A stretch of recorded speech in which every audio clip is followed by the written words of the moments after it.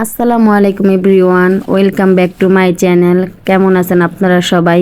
আল্লাহর অশেষ রহমতে ভালো আছেন। আমিও আলহামদুলিল্লাহ ভালো আছি, সুস্থ আছি। প্রতিদিনের মতো নতুন একটা ভিডিও নিয়ে চলে আসলাম আপনাদের মাঝে। সন্ধ্যাবেলা থেকে ভিডিওটা স্টার্ট করলাম। আজকে সন্ধ্যার নাস্তা রান্না করতেছি নুডলস, আর রান্না করব চা আর চিপস ভাজবো। আমার ভাইয়ের বউ আর জাল আসছে, তো তার জন্য একটু নাস্তার আয়োজন করলাম। হঠাৎ করে আসছে, তো ঘরে যা ছিল তাই রেডি করে দিলাম ওদের সামনে। এমন সময় দেখে আমার হাজবেন্ডও চলে আসছে। এই ফাঁকে আমি নাস্তাটা রেডি করতেছি, ও ফ্রেশ হইতে গেল। ফ্রেশ হওয়ার পর একসাথে সবাই নাস্তাটা করে চাটা বসিয়ে দিলাম। এখন দুধের ভিতরে দুধটা বলক আনার পর দুধের ভিতরে চা পাতাটা দিয়ে দিলাম। এখন চাটা আমি জাল দিয়ে নেব। আমার ঘরে আজকে পাত্তিটা শেষ হয়ে গেছিল, তাই একটু পাত্তি লাগতো, কালারটা একটু হালকা আসছে। চিপগুলা ভেজে নিতেছি।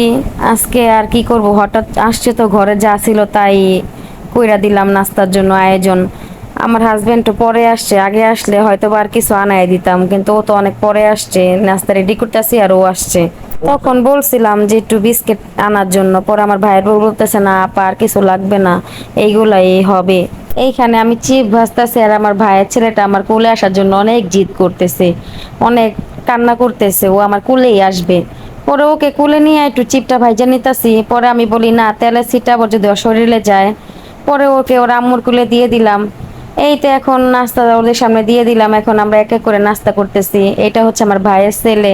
কেউ মাশাল্লাহ বলতে ভুলবেন না, ওর জন্য সবাই দোয়া করবেন, আল্লাহ জানে ওকে ভালো রাখে, সুস্থ রাখে।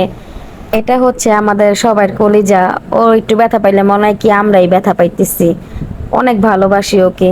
সবাই একসাথে নাস্তাটা কইরা নিতেছি। নাস্তা করার পর আমার ভাইয়ের বউ আবার চলে যাইবো। বলছিলাম রাতের খাওয়া দাওয়াটা কইরা গেতে, ও খাবে না। আজকে বিকেলও রান্না করি নাই, সকালও রান্না করি নাই। আজকে রান্নাটা করতে অনেক দেরি হয়ে গেছে। আমার হাজবেন্ড আইসা বলতেছে এত দেরি করে রান্না করতেছো। তারপরে এই যে এখন রান্না বান্না শুরু করে দিলাম। আজকে রান্না করব শিং মাছ, আলু দিয়ে ডাটা দিয়ে। শিং মাছটা ভাইজা রান্না করলে অনেক ভালো লাগে। এই তো আমি শিং মাছটা ভাইজা নিতেছি। মাছটা ভাজা শেষ, এখন মাছটা উঠে নিতেছি। শিং মাছ ভাজতে গেলে অনেক ফুটে, এইখানে ওইখানে শুধু লাইগা যায়। এখন আমি তরকারিটা বসাই দিতেছি। আজকে বেশি কিছু রান্না করব না, একটু সিম্পল রান্নাই করব। তরকারি আর ডাল রান্না করব, ডালের চচ্চড়ি। আমার হাজবেন্ডের আবার ডালের চচ্চড়িটা অনেক পছন্দ, কিন্তু ওর তো খাওয়া নিষেধ, তাও একটু চাই দেই, কি করব। আর আমারও অনেক ভালো লাগে, মনে তো আর মানে না। ডাক্তার যা খাইতে না করে সেটাই আমাদের বেশি করে খাইতে মন চায়। এটা হলো আমাদের বাঙালির স্বভাব। তরকারিটা এখন বসাই দিলাম, তেল দিয়ে দিলাম। তেলের ভিতর পেঁয়াজ দিয়ে এখন এক এক করে মশলাটা দিয়ে সুন্দর করে কষিয়ে নেব। কষানোর পর আলু আর ডাটাটা দিয়ে দিব। এখান দিয়ে আমার আরো অনেক কাজ আছে, কাজগুলো রান্নার ফাঁকে ফাঁকে সাইরা নিতে হইব, কারণ অনেক রাত হয়ে গেছে। এই দেখেন কত থালা বাসন, এগুলা সব নাস্তা খাওয়ার পর বের হইছে। ভাইয়ের বউ বলছিল যে ধুয়ে দিয়ে যাবে, আমি বললাম না, কি বলো তুমি, এটা ধোয়া লাগবে না, আমারটা আমি ধুবো। এই তো এখন আমি থালা বাসন গুলা ধুয়ে নিতেছি। ধোয়ার ফাঁকে ফাঁকে আমি রান্নাটাও করে নিতেছি, একসাথে দুই কাম হয়ে যাব। ওইখান থেকে আমার হাজব্যান্ড একা একা বসে রয়েছে। ও আবার বলে কিনা যে আমি আসার আগে রান্নাটা শেষ করবা, কারণ আইসা একা একা বসে থাকতে আমার আবার ভালো লাগে না।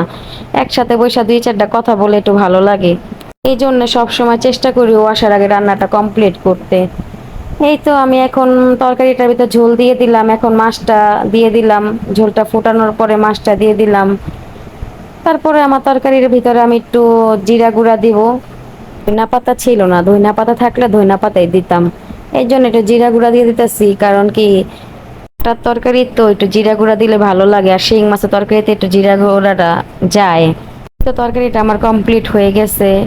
এখন তরকারিটা নামায়া ফেলুম। ও তরকারি রান্নার ফাঁকে আবার আমার এমন শরীরটা খারাপ লাগতেছিল, আমি আবার দুইটা ডিম সিদ্ধ করে খাইয়া নিলাম। পরে আবার আমার হাজবেন্ড বলতেছে একটু আমাকে সয়াবিন ভাইজা দাও। পরে ওর একটু সয়াবিন ভাইজা দিলাম। এখানটা ভাত বসাই দিলাম। এই তো দেখেন আমার রান্নাঘর, থালা বাসন সব ধোয়া শেষ। তাহলে ভিডিওটা আজকে এই পর্যন্ত। কোনো ভিডিও নিয়ে চলে আসবো আপনাদের মাঝে। আল্লাহ হাফেজ।